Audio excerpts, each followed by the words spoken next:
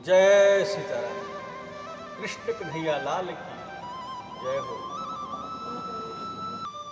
माता यशोदा मैया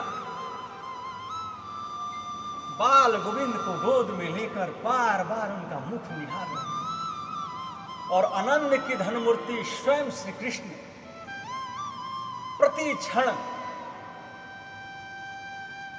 अधिकाधिक हर्षित हो रहे हैं तथा उनका शरीर पुलकित हो रहा है। माता को यूं आनंद मग्न देख श्री कृष्ण तोतली वाणी में मां से पूछते हैं, मैया तुझको जिस कारण से अत्यंत सुख हो रहा है वह मुझको समझा कर कह मैया। माता बोलती है, लल्ला लल्ला तेरा मुख कमल देखते ही मन में आनंद हो जाता है, मन हर्षित हो जाता है, मन जो है आनंदित हो जाता है। आनंद का वर्णन कैसे करें तुमसे, जीभ मौन हो जाती है, जीवा कुछ बोल नहीं पाती है। उस अलौकिक आनंद को कोई कैसे, उस अलौकिक आनंद को कोई वात्सल प्रेम से भावुक जन ही जानते हैं। सुंदर मुखड़ा मुझे बार बार दिखता रह, मेरा उसको देखने के लिए बड़ी इच्छा है। मेरा समान पुण्य पुंज कोई नहीं है इस संसार में। माता कहती है नहीं, क्योंकि तेरे समान कोई बालक जगत में नहीं है।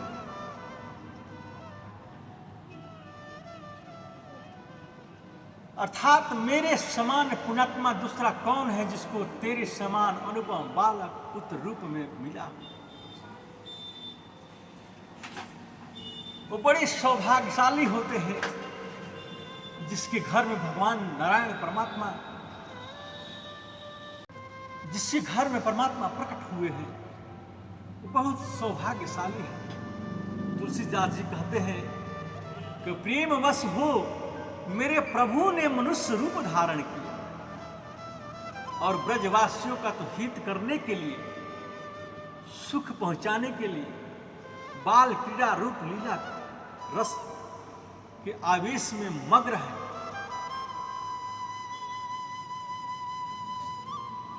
भगवान श्री कृष्ण अपनी माता यशोदा से कहते हैं कि मैया रे, तू मेरी छोटी किंतु मोटी, तू मुझे छोटी किंतु मोटी चिकनी मिस्सी रोटी घी लगा कर देती।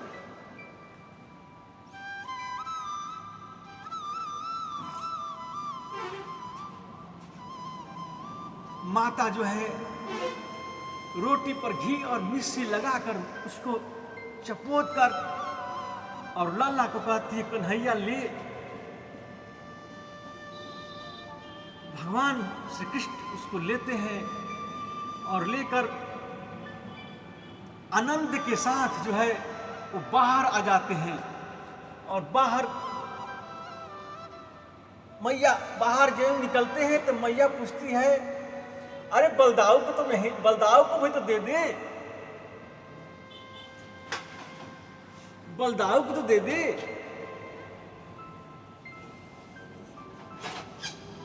श्री कृष्ण कहते हैं, नहीं दूंगा। ऐसा क्यों? कृष्ण बोले, अरे भली औरत, इसमें तेरा क्या बिगड़ता है, मैं अकेला ही खाऊंगा। और यूं कहकर वे इधर उधर चले जाते हैं।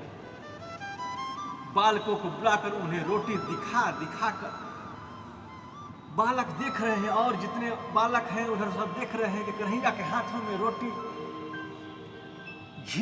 घी लगी हुई, मिर्ची लगी हुई, और भगवान श्री कृष्ण जो है बच्चों को ललचा रहे हैं, ललचा खा रहे हैं।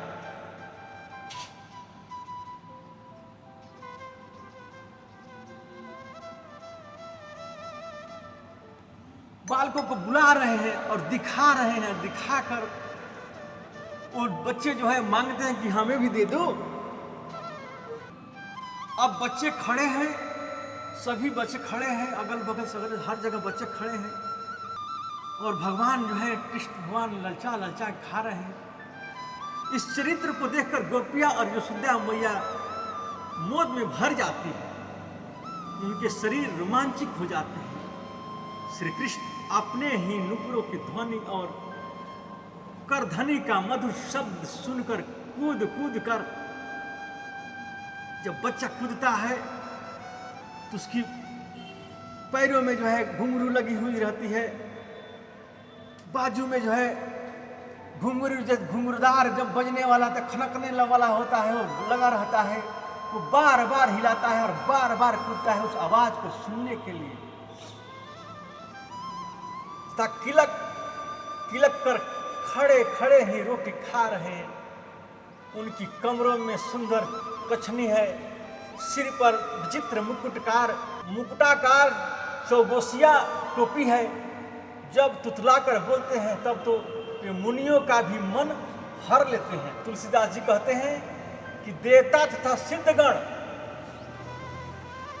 देखकर हर्षित होते हुए फूले बरसाते और महान भाग्यशाली ब्रजवासियों से ईर्ष्या करते हैं। मन ही मन कहते हैं कि हमारे भाग्य में इन ब्रजवासियों जैसा नहीं है, तभी तो हम इस सुख से वंचित हैं। देवता भी ललायित रहते हैं मनुष्य का तन पाने के लिए। बड़े भाग्य से जो है मनुष्य का तन मिलता है। ये मनुष्य का तन इसलिए नहीं मिलता है कि दूसरे को बुराइयां में लगे रहे, भोग विलासों में लगे रहे, नाना प्रकार के व्यसनों में उलझे रहे। ये मनुष्य तन मिलता है भगवान की आराधना करने के लिए, भगवान के भजन करने के लिए।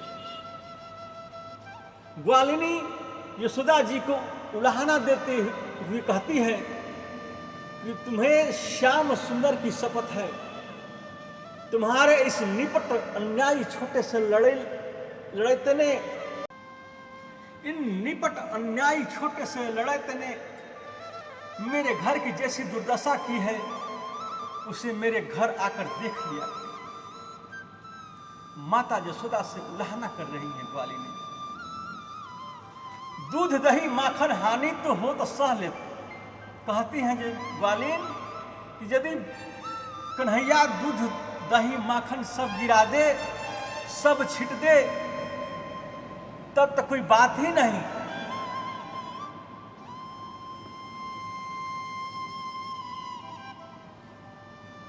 क्योंकि इसी ब्रज की बस्ती में रहना है, पर नित्य नए बर्तन कौन खरीदे?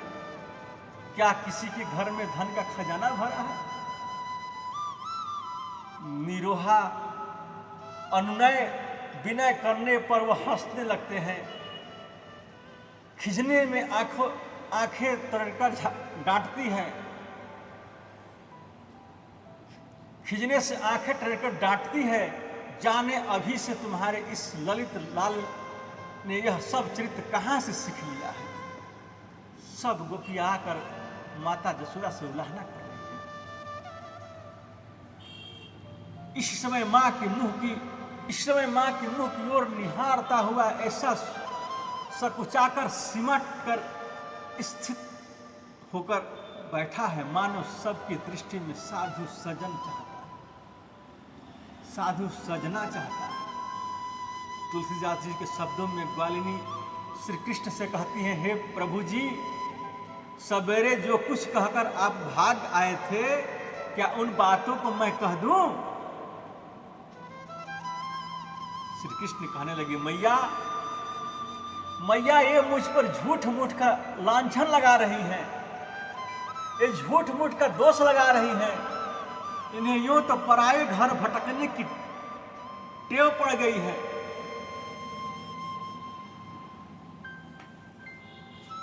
इसी से ये अपने यहां आने के लिए तरह तरह की युक्ति रचार करती है। इनके लिए मैंने खेल नाटक छोड़ दिया है, तभी इनसे बच नहीं पाते। ये स्वयं ही अपने बर्तनों को फोड़कर दही दूध में हाथ डुबाकर उलाहना देने चली आती है। कभी तो बालकों को रुलाकर उनके हाथ पकड़कर बहाना बनाती हुई उठ कर दौड़ी आती है, कहती है सब कुछ आप और दोस्त मढ़ती है दूसरे से। बातों में तो यह ब्रह्म जी को भी मात कर देती है। ऐसी चतुर है, मेरी कैसी आदत है। यह तो मैया तू हलधर भैया के पूछ ले, निरंतर ये मुझे अपने हाथ खिलाते हैं। मुझे वे तो बालक अच्छे ही नहीं लगते जो दूसरे के प्रति अन्याय करते हैं। फिर भला मैं स्वयं कैसे किसी के साथ अन्याय कर सकता हूं। श्री कृष्ण वचन चातुरी सुनकर ग्वालिन हंस कर अपना मुंह छिपा लेती है। तुलसीदास जी कहते हैं कि बाल गोपाल यशोदा नंदन श्री सुंदर लीला यश का मुनि गण गान करते हैं। यशोदा मैया ग्वालिन से कहती हैं, मेरा कन्हैया तो कभी दूसरे के घर जाता ही नहीं है। मैं तो उसको सदा बलराम के साथ अपने आंगन में खेलते देखती हूँ। मेरे यहाँ दूध दही का क्या कमी है कि तुम्हारे घर में जाएगा ये?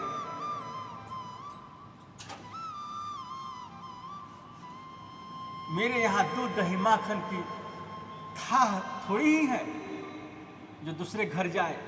मेरा इस घर में 9 विधियां भरी हुई है। एक ग्वालिन ने बिना ही प्रयोजन उलझना देने के बहाने आकर यहाँ खड़ी बक रही है। माता अपने श्याम सुंदर को सीख देती है, मैं बलिहारी जाती हूँ, तुम कहीं मत जाया करो। बेटा, इनके घर जाने से रुष्ट होती है और बिना ही कारण जबरदस्ती तुम पर दोष लगाती है। ग्वालिनों ने श्री कृष्ण के मुख को निरख कर और कठोर वचन सुनकर अधिक से अधिक सुख पा रही है। तुलसीदास जी कहते हैं कि वे तो श्री लक्ष्मी जी के हृदय के इस ललित रत्न प्रभु श्री कृष्ण को देखते ही रहना चाहती है। इसलिए तो ये उलाहने देने के बहाने आया करती है। ग्वालिनी व्यंग्य भरी वाणी से श्री कृष्ण से कहती है, कहते कन्हैया अब तो तुम्हारी सभी बातें सत्य है। मोहन, हमने जब तुम्हें छोड़ दिया तब मौका पाकर तुम गाली देते हुए घर भाग आए। हमने जब तुम्हें छोड़ दिया तो मौका पाकर तुम गाली देते हुए घर भाग आए और अब सिसकियां भरकर भयभीत एवं लज्जित हो तथा रूखा मुंह बनाकर माता के सामने सारी बातें समार बना ली। माता यशोदा ने तुम्हें साधु समझकर परम स्नेह से हंसकर हृदय से लगा लिया। अब तो हम करोड़ों युक्तियों का आश्रय लेकर शपथ पूर्वक भी कहे तो ये हमारा कौन मानेगा। तुम्हारी इस बनावटी साधु सूरत को देखकर क्यों कोई भली स्त्री तुम्हारे बात न मानकर दूसरी की तरह कहे। ब्रजनायक, मैं तुम्हारी बलिहारी जाती हूँ, तुम जैसे हो वैसे ही सुख देने वाले हो। तुलसीदास जी कहते हैं कि प्रभु की मुख छवि को निरख कर ग्वालिनों ने मन की सारी युक्तियां भूल गई। जय श्री